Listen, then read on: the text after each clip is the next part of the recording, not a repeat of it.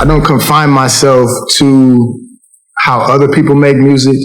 You know, it's very interesting to watch the trends of music and how, you know, things throughout the years, how they change and how they evolve and morph. Like when I'm thinking of classical music, there were certain eras where the music, they used similar techniques. It'd be different composers, and that they would just have an array of different sounds and different ways that they would use this technique, but it wasn't so intentional. You know, it's like they created it and then now we study it. But in all reality, they were just creating what they thought they needed to, what they wanted to create, what they wanted to hear. And then there'd come along a composer who would push the boundaries and they would do something that no one else was doing. And all of a sudden, that would be the new sound. You know, and so you'd have, you know, the classical era and the romantic era, and then you have all these different eras that popped up, just like art. You know, you have classical art, you have impressionist art, like all these different things. So there would be different eras where those things would be evolving, and then somebody else would come along and, you know, take it on to another place. And so I look at music nowadays like that. It's like when we think of like old school music, you know, like Temptations, Berry Gordy kind of stuff. All of those artists, you would not catch them dead sounding like somebody else. You know what I'm saying? Like that was just not the thing. Like how I would never get, like if you ever seen Ray Charles, you know, they're like, dude, you sound like this person, you sound like this person.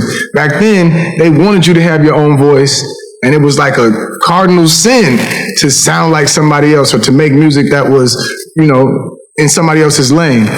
And then now it's kind of like, if you sound the same, you're winning. You know what I'm saying? Now there's like a formula, and everybody's kind of using that same formula, same beat, same auto-tune, same ideas, you know, not really pushing things forward.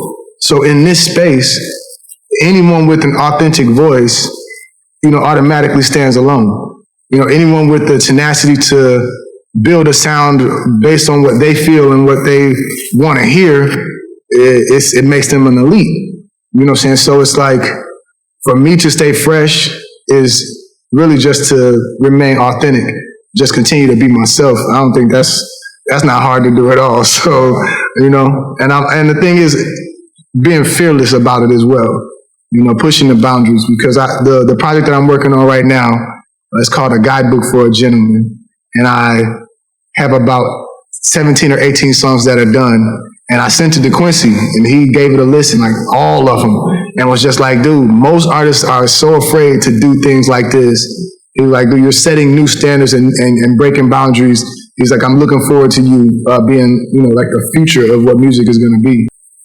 What I want them to take away from my music. I want them to begin to be self-reflective.